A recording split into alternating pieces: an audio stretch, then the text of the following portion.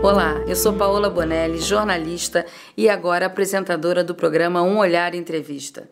Minha primeira entrevistada é a artista plástica Suzana Schlemm. Achei que ouvir sua história e falar da arte nos dias de hoje seria uma excelente maneira de começar essa série de entrevistas. Vamos a ela.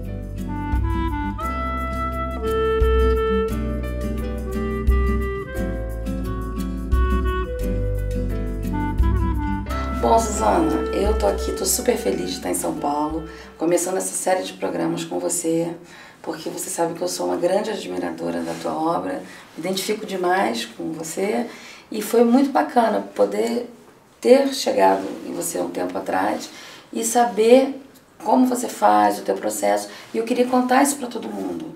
E aí, pelo que você já me contou antes, eu queria começar com você me contando que foi da tua virada, né? Que toda essa beleza que a gente está vendo aqui agora começou de um grande gesto de coragem, um retorno de Saturno. Foi nessa fase mesmo. Você falou, todo mundo na época me falou muito desse fenômeno que eu nem conhecia, né? Do retorno de Saturno. Mas foi pegando perto dos 30, quando eu cheguei muito rapidamente assim onde eu queria, em vários setores da minha vida. E no trabalho, e com casamento, e, enfim, na vida, né, no geral. E eu comecei a olhar para aquilo, falar, ok, cheguei, mas não era aqui que eu queria chegar, não era bem isso, né. Tá tudo certo, mas não é isso. Eu tava me sentindo um pouco engessada naquela situação, e eu tinha, independentemente disso, enfim, ao longo da vida toda, eu tinha muita vontade de estudar pintura, muita vontade de estudar desenho, né. Eu até tentei, como a gente faz como a gente pode, né, na aula do Parque Lage, no final do dia, ou enfim, no sábado, mas aquilo não dava vazão do jeito que eu queria, não era um hobby, né, eu queria investigar aquilo mais profundamente. E eu tinha uma coisa com Nova York, eu também tinha essa mesma sensação, né, que não era um lugar para ir visitar, passear, ir no Empire State, era um lugar que eu queria experienciar, assim, né. Absorver. Né? Exatamente, eu queria fazer parte daquilo, né, que aquilo fizesse parte de mim. Eram coisas que eu não tinha nada planejado, mas eu tinha esses desejos, né.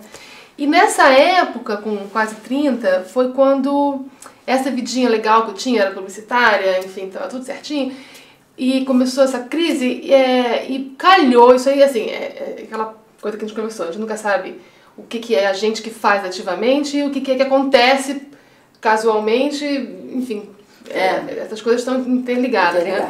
Mas calhou de ser uma fase onde eu me separei e eu fui demitida, tudo junto, quase que no mesmo mês, assim, né? E foi um choque aquilo, mas, por outro lado, quando eu comecei a lembrar a sensação que eu estava sentindo de aprisionamento, né? E de perceber que não tinha ninguém me esperando em casa à noite, nem na agência no dia seguinte. E esses desejos antigos começaram a ficar mais...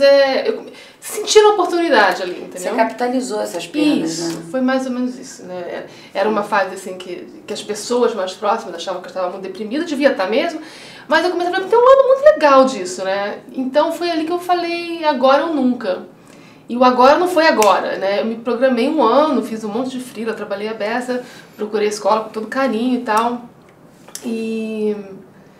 Mas eu senti que era uma coincidência de uma coisa que vinha crescendo em mim, né? Com os fatos ali do lado de fora, né? Parece que a vida encaminha a gente às vezes. Às né? vezes você não sabe o que vem primeiro, né? E você tem que sentir um pouco, parar igual meu marido que me chama de Pocahontas, né? Farejar, né? E sentir um pouco essa corrente pra onde está te levando e alinhando teus desejos com os fatos e tal. E foi ali que eu falei, eu vou. E foi complicado a beça, porque, assim, uma pessoa que tá bem sucedida, com 30 anos, com uma vida estruturada, com trabalho, com tudo certinho, chega e fala, não, eu vou largar tudo. E começar tudo de novo. Vai largar tudo pra quê? Pra começar outra carreira. Tá, você vai ser advogada? Não, vou ser pintora. E ainda vou pra Nova York. Tadinha, a Suzana né, deu uma surtada básica, entendeu? Então foi difícil isso, foi difícil dar esse passo maior do que a perna, porque eu mesma me sentia muito influenciada pelo senso comum, né, que dizia... Isso, que devia estar todo mundo preocupado com você. Mas aí foi tudo, né, pai, mãe, amigo, família, todo mundo, né, com essa sensação de que, olhando pra mim, você percebe no olhar que a pessoa tá achando que você deu uma pirada, né? Uhum. Enfim, um Você nem risco... fala muito, né? Você saca. Mas eu comecei a sentir que o risco de não aproveitar isso ia ser muito maior, que esse alinhamento, né, dos planetas não ia se repetir. E aí eu tomei essa coragem e fui-me embora. Foi assim. E qual foi a primeira escola que você se matriculou lá? Porque teve uma principal, não teve? Que era de escultura também. Teve várias, né? Eu comecei a fuçar pela internet daqui, né, do Brasil, eu morava no Rio ainda. E eu lembro que era muito difícil ter uma escola que tinha tudo que eu queria fazer. E as que tinham eram muito caras, né? Então, e assim, eu não estava preocupada com o diploma. Eu estava preocupada, assim, eu queria aprender. Eu me sentia, assim, uma impressora quebrada, né?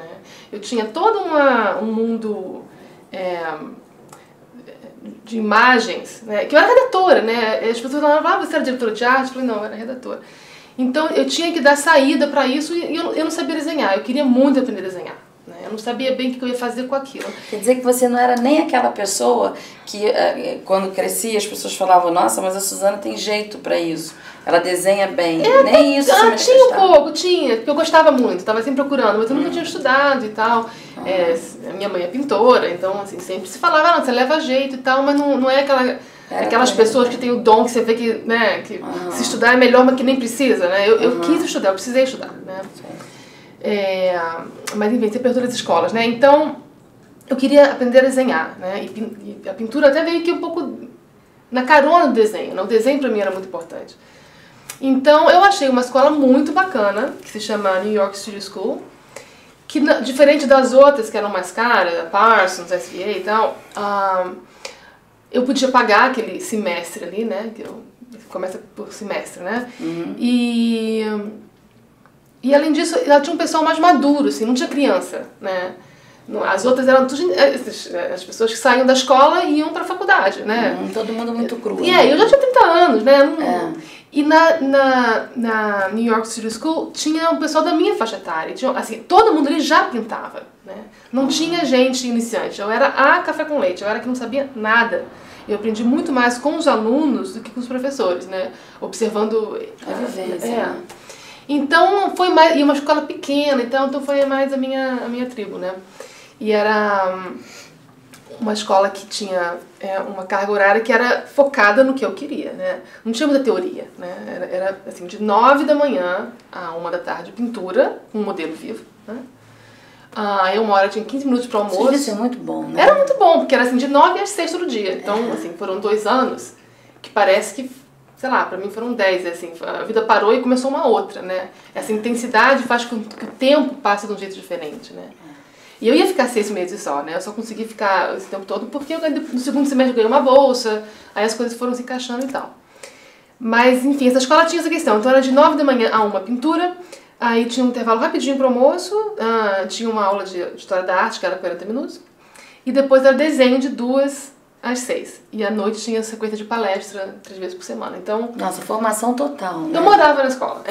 Exatamente.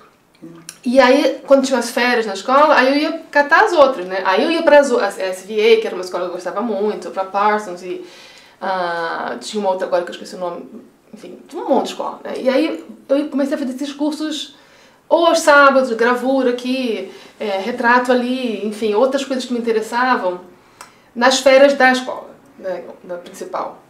Então, foi uma formação que eu fui, assim, um currículo, né, que eu mesma criei, com o que tem disponível em Nova York, que é tudo, né? Você pôde fazer o teu caminho. Seguindo o meu interesse, né? Então, a minha formação foi essa. Eu não tenho diploma, não, meu diploma é de comunicação. Mas a minha formação em pintura foi essa. 2 anos correndo atrás em Nova York. E lá você encontrou mais coisas do que uma nova carreira, né? Eu conheci meu marido lá num desses cursos, né?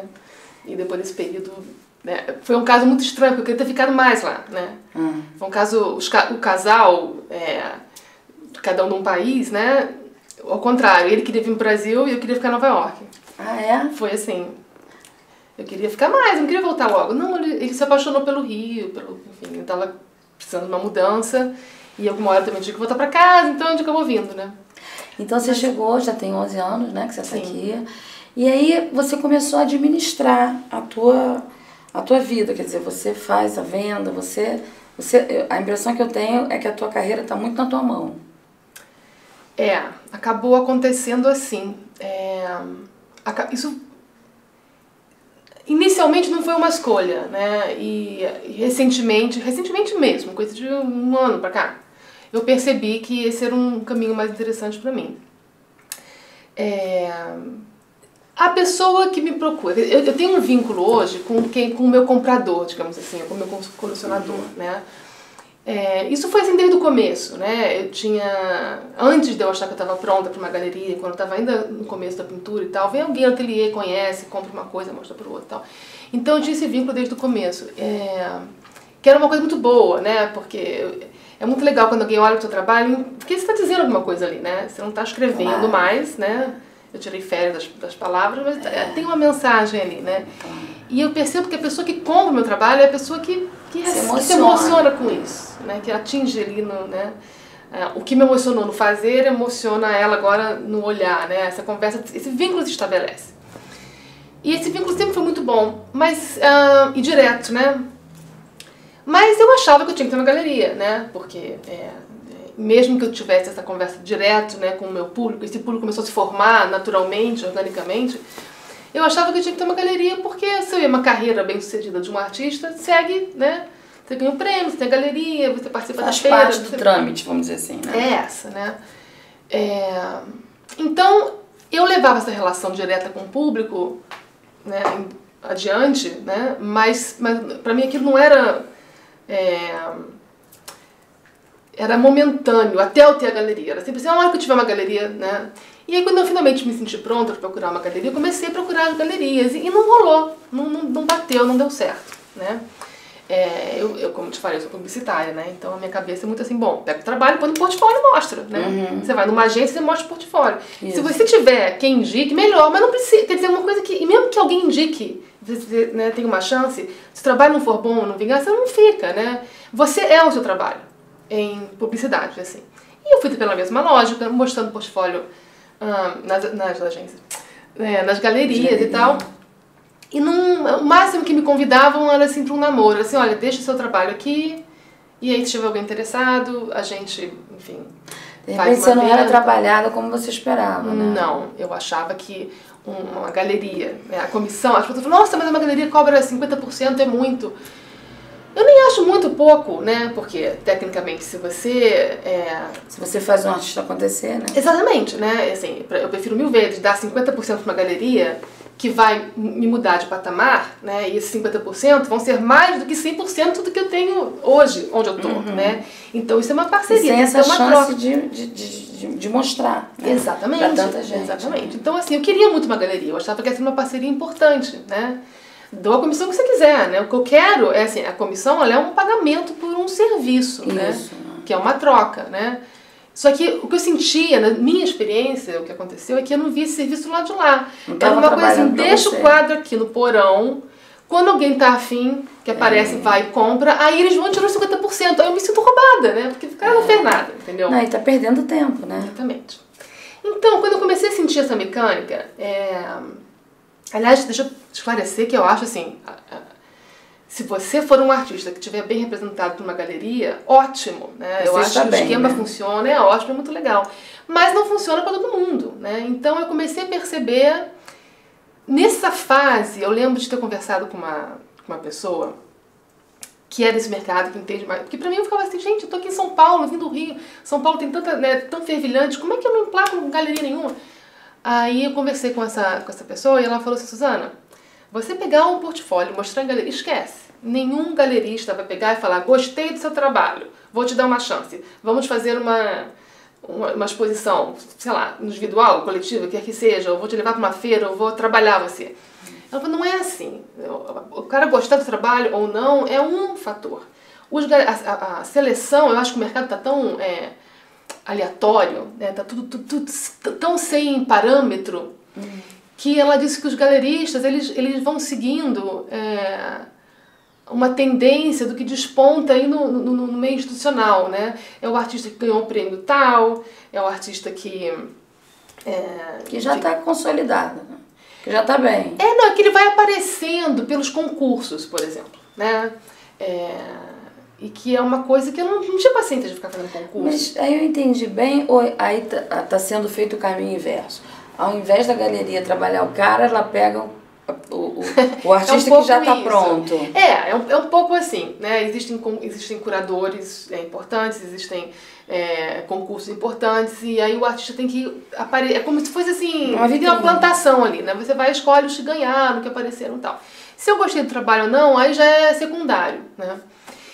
E assim, eu participei de alguns concursos, claro, né? Tentei fazer esse caminho, mas eu acho que eu peguei numa época do mercado de arte hoje, para mim muito complicada, porque o meu trabalho ele tem uma característica inegável, que é a beleza, né? Eu não estou dizendo a beleza nem como uma coisa boa ou ruim.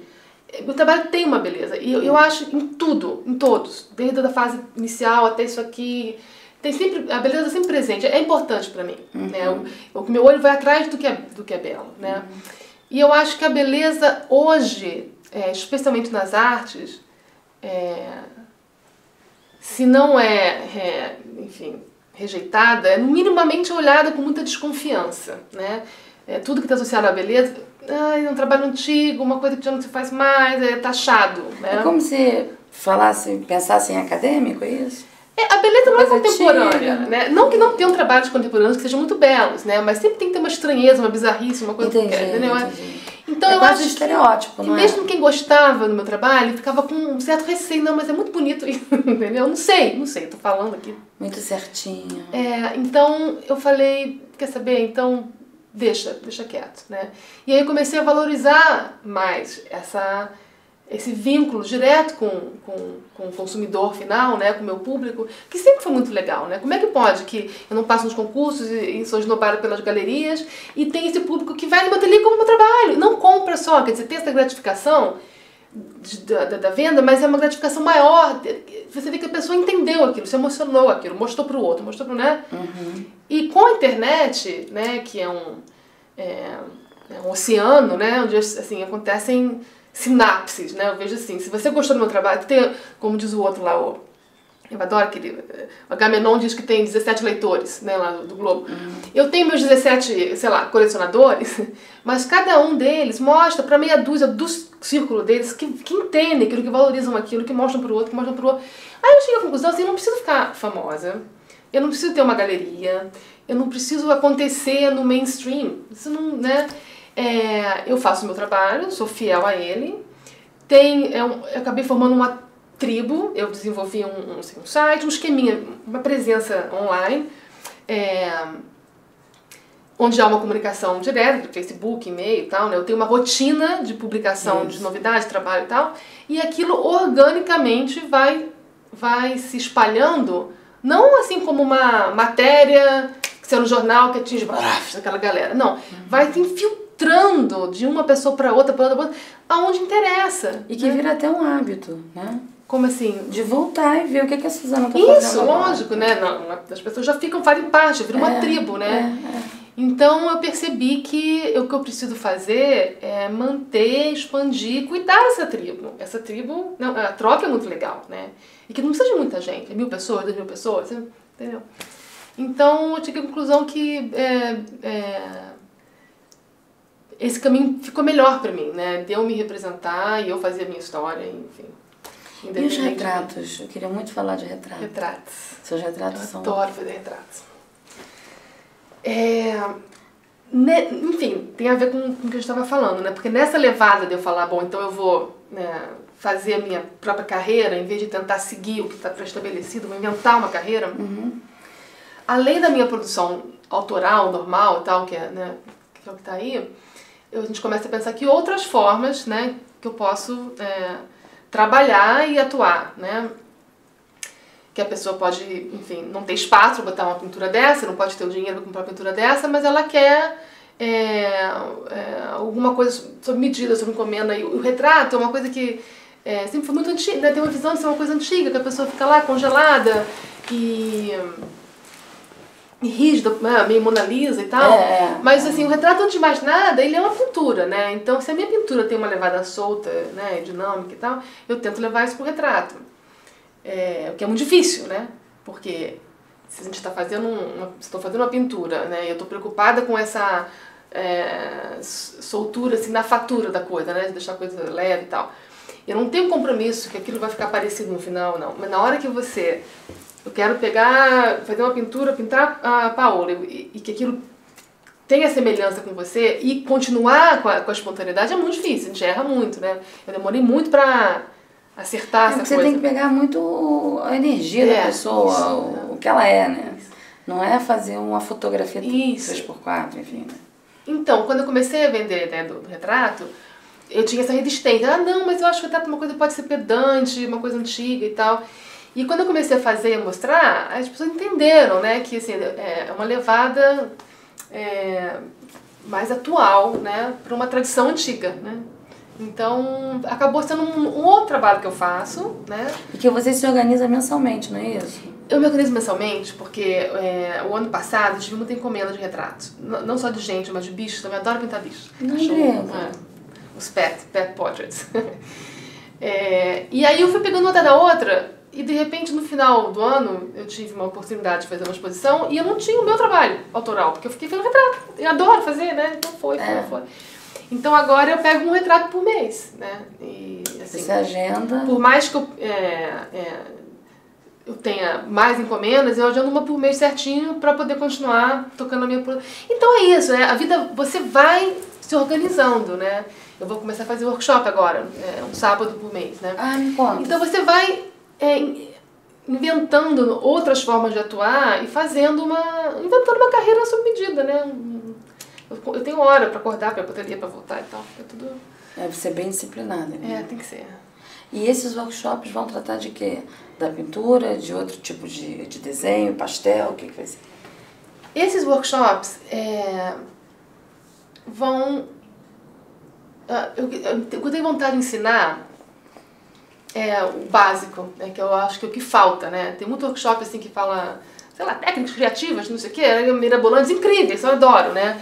Mas assim, desenho e pintura, o básico ali é muito difícil encontrar e eu acho que é o mais importante e tem muita gente que quer, né? E especialmente, assim, pra mim eu acho que é uma coisa que eu destilei bem do que eu aprendi para um método, porque a minha cabeça funciona assim, né? Tem gente que aprende as coisas meio que por osmose e produz por osmose. Eu tenho que pegar tudo que eu tô aprendendo, encaixotar bonitinho, fazer quase que um organograma. Entendi, é assim. Então, a partir do momento que eu sistematizo isso para o meu próprio entendimento, eu posso fornecer aquilo pro outro, né? Para a próxima pessoa. Então, o workshop seria isso, é uma aula de desenho e uma aula de pintura, né? Então, primeiro sábado vai ser desenho básico, aí no outro mês vai ser pintura, no outro sábado desenho de novo e assim... Vai ser um sábado por mês? Um sábado por mês. E você pretende fazer isso... Não sei, eu vou começar e ver pra onde vai. Vai testar, né? No Rio, eu tinha um ateliê, quando eu comecei a dar aula, eu fiquei com uma turminha muito legal, daquela meia dúzia ali de 10 ou 15, e que umas entraram, saíram e tal, mas teve aquele núcleo ali que ficou. Eu dei aula no Rio 3 anos. Né? Foi de onde saiu a Jorge? Georgia. Era minha aluna, Thay Bombam, né? Thay Bombam, e como ela, várias outras, né, que assim, seguiram, né? Não necessariamente seguiram a carreira, largaram o trabalho e viraram pintoras, mas seguiram a pintura. E tem trabalhos assim, muito bonitos, consistentes, interessantes e tal. Então tudo começou no Rio, né? E o que eu percebi é que essa minha exposição ao aprendizado todo que eu tive em Nova York, foram várias fontes diferentes, escolas diferentes, formas diferentes de pensar, aquilo tudo, né? Eu absorvi aquilo tudo, desenvolvi um sistema, um método que sai por um funilzinho assim muito objetivo, né? Olha, é claro que a pintura é uma coisa complexa, é claro que o desenho é uma coisa difícil. As pessoas que falam, os cursos que eu vejo de desenho são assim, qualquer um está desenhando, eu falo, o meu curso de desenho vai chamar Desenho Sem Macete. Não é fácil, não é nada, não tem macete, né? É difícil pra caramba.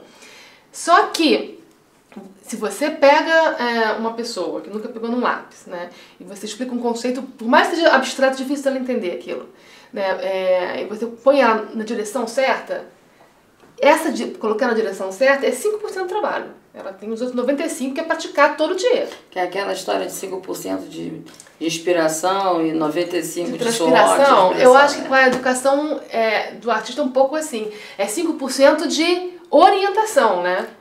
E de sair daquele glamour também, assim, de eu tenho um dom, né? Esse dom tem que ser... Isso é complicado. Tem que ser trabalhado, né? Não tem um neurocirurgião que salva vidas e fala assim, porque ele tem um dom, né? Ele foi pra faculdade aprender, né?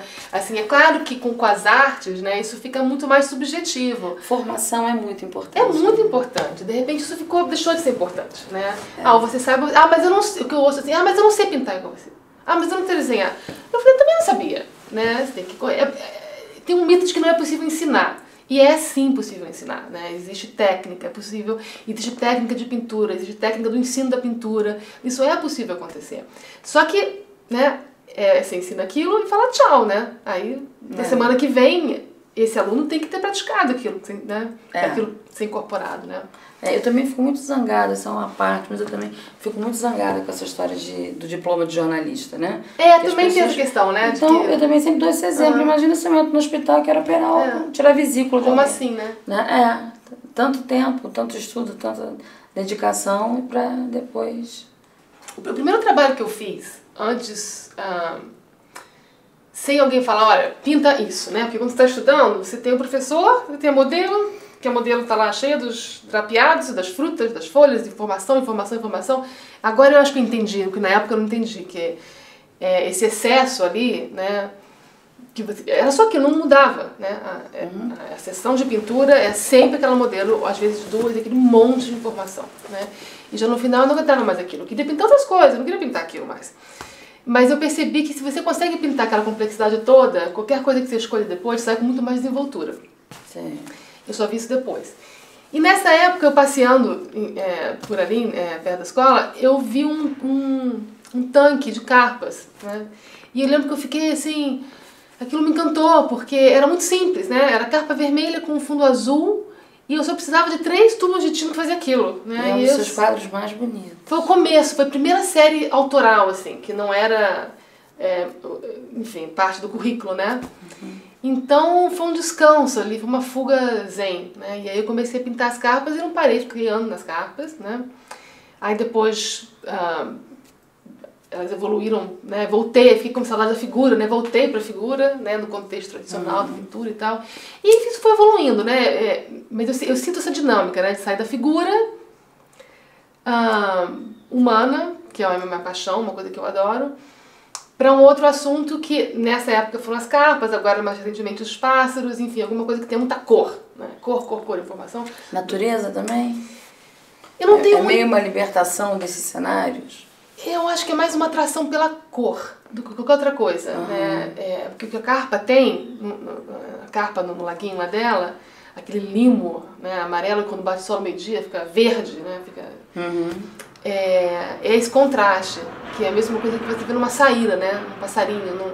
Então, essa é a vontade da cor pela cor. Então, como eu sou figurativa, eu não vou jogar isso abstratamente, eu procuro na natureza, aonde que vai, né? O que vai me fornecer essa possibilidade de usar a cor assim, de outra forma quase que pura, né?